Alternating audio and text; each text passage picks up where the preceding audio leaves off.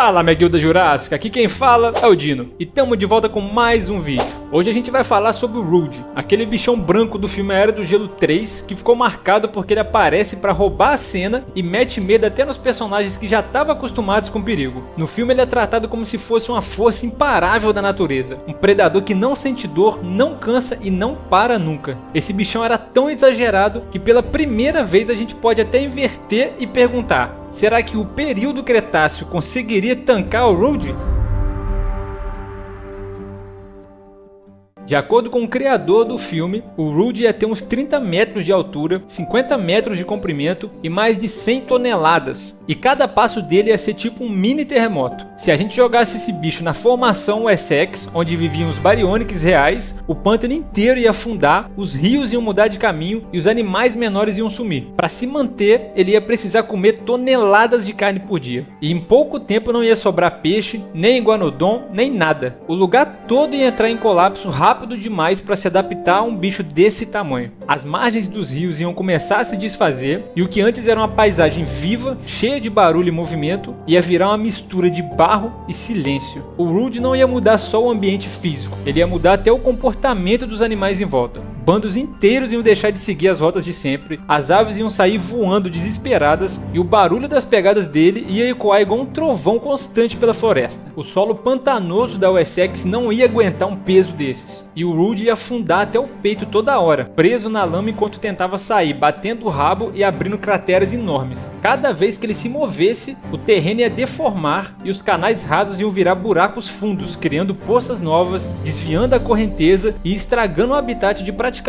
tudo que vivia ali. A drenagem ia mudar, os peixes iam ficar sem oxigênio, a vegetação ia morrer afogada no barro e até o clima local ia mudar um pouco, com tanta água parada, evaporando e alterando a umidade. O Rude ia virar uma catástrofe ambulante, não só caçando, mas bagunçando o ambiente inteiro sem querer. E conforme o solo fosse ficando mais instável, a floresta ia perdendo o ritmo natural. O cheiro forte de matéria apodrecendo ia tomar conta do ar, e a neblina da manhã ia ganhar uma cor amarelada, misturada com vapor quente que subia das crateras de lama. Até o som ia parecer mais lento, abafado pela densidade do ar que ficava parado ali. A cor branca da pele do Rude fazia sentido no gelo, mas aqui ia virar um problemão. Ele ia chamar a atenção de longe, refletindo o sol igual um farol no meio da floresta úmida, e qualquer bicho ia perceber a presença dele antes mesmo do chão tremer. O calor ia pesar mais ainda, porque aquele corpo enorme coberto de pele clara ia esquentar fácil no clima quente e úmido do Cretáceo inferior. Para tentar se resfriar, ele ia precisar se enterrar na lama ou mergulhar nos rios, mas o peso e o tamanho fora do normal iam dificultar essa situação. Cada tentativa de mergulho ia ser um caos, levantando onda, arrastando o tronco e fazendo o rio transbordar. A água ia se espalhar, os bancos de areia iam virar poças quentes e tudo isso ia acontecer em questão de horas, só pelo Rude existir ali. E mesmo tentando se proteger, o corpo não ia dar trégua, e o ar quente saindo do focinho ia se misturar com o calor do ambiente, criando aquela imagem de um bicho exausto tentando existir num mundo pequeno demais para ele. Os Baryonyx verdadeiros, que eram bem menores, iam fugir do território. Eles viviam caçando peixe e se viravam bem no ambiente, mas diante de uma fera dessas eles iam desaparecer para outra área. E o Rude, sem concorrência, ia comer tudo que encontrasse até não sobrar nada, virando o próprio inimigo. E sem comida, o corpo gigante ia começar a falhar. Mesmo sendo retratado como um monstro incansável, ele não ia ter energia para sustentar esse ritmo. O metabolismo ia precisar de um fluxo constante de alimento e quando a comida acabasse, o corpo ia desabar, os músculos iam começar a se consumir para tentar sobreviver no limite e ele ia começar a sentir calor demais durante o dia e frio demais durante a noite. E nesse vai e vem entre fome e exaustão, ele ia apagando o que restava de vida em volta, como se carregasse uma bolha de destruição que crescia a cada passo. Os passos pesados do Rude iam fazer o chão tremer loucamente, e isso ia afastar até os herbívoros que ainda estavam longe. Iguanodontes, pequenos ornitópodes e até crocodiliformes do pântano iam fugir para outras áreas. E quanto mais o Rude andasse, mais vazio o cenário ia ficar. O som das pegadas ia ser o aviso que tinha um problemão chegando, e o silêncio que ficasse depois ia mostrar que o lugar tinha virado um deserto de lama. A vegetação quebrada, o cheiro de carniça e o calor subindo do chão iam marcar a trilha do bicho, e nem o tempo ia conseguir recuperar rápido um estrago desses. O Rude não ia ser o morrer de nada, ia ser só a prova de que tamanho demais não combina com o mundo real. E o mais curioso é imaginar que se alguém visse essa cena de longe, não ia nem parecer um predador caçando, e sim uma montanha andando lentamente e afundando a cada passo, com o mundo inteiro tentando fugir dela. Enquanto tudo isso ia acontecendo, os sons naturais do pântano iam sumindo aos poucos. O canto dos pássaros, o som dos bichos menores, o bater de asas dos insetos, tudo ia parar. O ambiente ia ficar com um tipo de silêncio pesado, interrompido só pelo estrondo dos passos dele e o som da lama cedendo sobre as patas. À noite, as sombras das árvores iam tremer quando ele passasse por perto, e a luz fraca da lua ia refletir no corpo branco, criando um brilho estranho no meio da mata. Alguns animais noturnos que eram acostumados a circular entre os mangues e margens iam ficar parados, imóveis, vendo aquela silhueta colossal atravessar o terreno encharcado. O lugar que antes era cheio de vida ia ficando quieto, só com o barulho da água escorrendo devagar e o cheiro de barro molhado no ar. No fim dessa trajetória dentro da Wessex, o resultado ia ser um ambiente destruído e um predador gigante sem energia para continuar. O corpo que dava medo no cinema ia virar um peso impossível de carregar, e a própria natureza ia botar limite nesse exagero. Um bicho assim não ia ter lugar para existir fora da fantasia.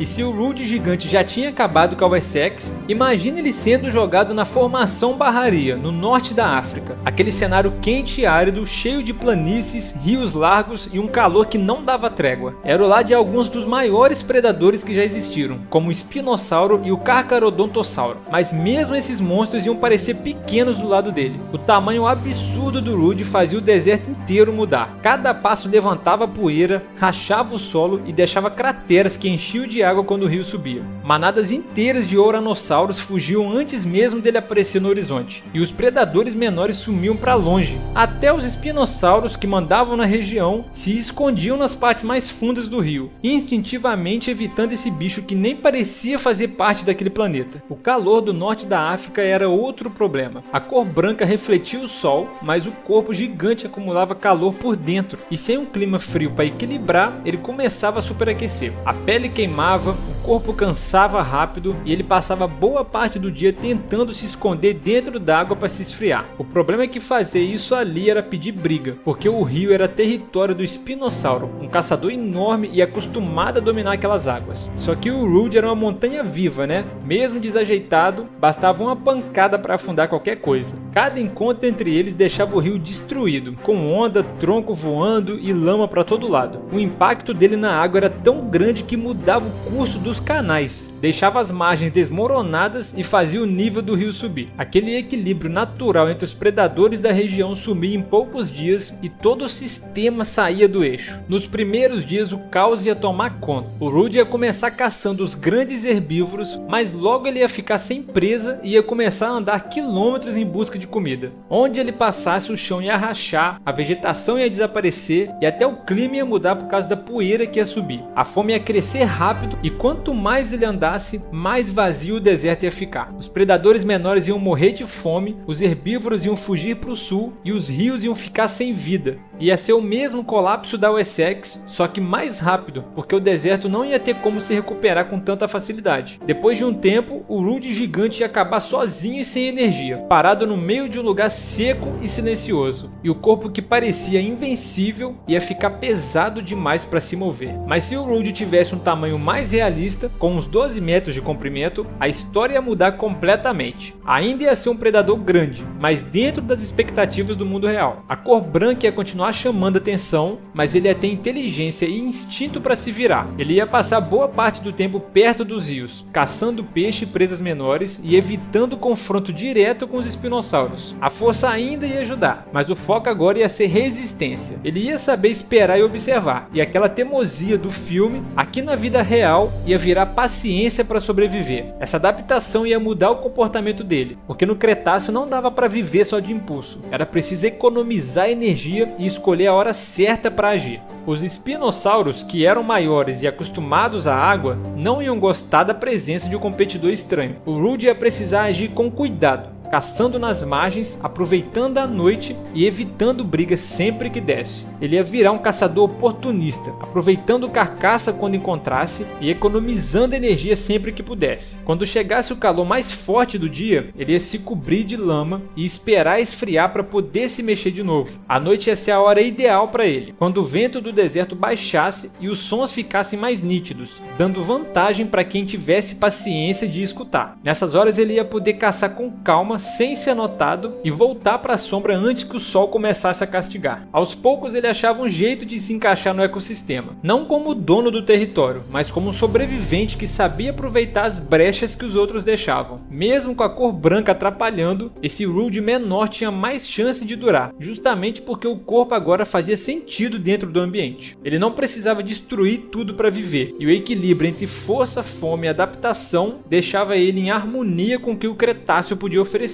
No fim das contas, o bicho que no cinema era uma máquina imparável, virava um caçador esperto e teimoso, usando o próprio instinto para continuar vivo num lugar onde só sobrevive quem aprende a se adaptar. No Cretáceo tudo ia acontecer ao mesmo tempo, e imaginar o Rude vivendo ali, mesmo na versão menor, era imaginar um bicho tentando achar o espaço num mundo que não parava quieto, cheio de gigantes dividindo o território e brigando por comida. Mesmo com toda a esperteza e teimosia, o Rude ia ter que lidar com uma realidade bem diferente da do filme, porque ali ele não estava sozinho no topo, mas apesar do ambiente tão competitivo, ele ia achar o espaço para continuar vivo. Enquanto os espinossauros iam dominar as águas e os carcharodontossauros iam mandar em terra firme, ele ia se mover entre os dois mundos, explorando o que sobrasse nas margens, caçando nos pântanos e aproveitando carcaças esquecidas. Ele ia depender muito do faro e da memória para saber onde os peixes iam ficar presos nas poças quando o rio abaixasse, e onde os herbívoros iam cruzar o leito em busca de sombra. As presas que ele caçaria iam mudar conforme o dia. Quando o rio tivesse cheio, ele ia pegar peixe grande, e quando faltasse, ele ia se virar com o que tivesse, até carniça. Essa flexibilidade ia fazer diferença, porque os gigantes como o espinossauro iam depender de um tipo de comida só, mas o Rude ia comer o que aparecesse. Ele ia virar um oportunista de verdade, um predador que não ia dominar o território, mas ia conseguir se virar em qualquer lugar. Durante as secas longas, o Rude ia se adaptar de outro jeito, ficando mais parado, economizando energia e aproveitando os momentos certos para agir. Ele ia se esconder nas partes mais fundas dos rios, onde a água ia demorar mais para esquentar, e ali ele ia ficar de boa observando tudo. Quando o vento mudasse de direção e trouxesse cheiro de bicho morto, ele ia se mexer devagar, percorrendo o caminho de volta pelas margens. Esse comportamento mais paciente, quase de emboscada, ia deixar ele diferente dos grandes predadores, que viviam em disputa constante. Outros carnívoros menores iam acabar se aproveitando dele também. Quando o Rude terminasse de comer, bandos de abeliossauros e dromeossaurídeos iam chegar para limpar o resto, e essa convivência meio forçada ia criar um tipo de equilíbrio novo. Ele ia deixar rastro de caça o suficiente para sustentar uma cadeia de sobreviventes menores, e esse papel, mesmo sem querer, ia fazer diferença no ambiente. Os carnívoros menores iam seguir ele de longe, atentos, e sempre que o Rude sumisse por uns dias, o movimento do ecossistema ia mudar junto, como se todo mundo esperasse ele aparecer de novo. Depois de um tempo ele ia acabar achando o próprio ritmo, seguindo os rios que cortavam o norte da África, acompanhando as manadas e parando só quando o corpo pedisse descanso. O Rude menor não ia chamar tanta atenção quanto o gigante, mas ainda assim ia ser um bicho impressionante, uma sombra branca andando nas margens do Cretáceo. E essa versão menor ia fazer sentido, porque finalmente estava em equilíbrio com o meio ambiente. No fim ele ia deixar de ser um monstro impossível do cinema e virar um predador real, com limite, com erro, com dificuldade, mas com possibilidade de continuar existindo. No fim das contas, o Rude realista ia acabar virando mais do que um sobrevivente. Ele ia fazer parte do cenário, e talvez era justamente isso que garantiu o lugar dele no ecossistema, o fato dele ter aprendido a sobreviver em um mundo que nunca para de mudar. Agora, se você quer conhecer 10 versões do T-Rex que foram mostradas nos filmes, você com certeza vai gostar do vídeo que eu fiz mostrando essa galera. Além disso, eu também fiz um vídeo analisando se você conseguiria sobreviver aos dinossauros mais mortais do Jurassic World Recomeço. É só clicar aí nas caixinhas para assistir. Agora deixa seu like jurássico, se inscreve no canal e compartilha com seu amigo que achava que o Rude colossal ia conseguir sobreviver no Cretáceo. E até a próxima!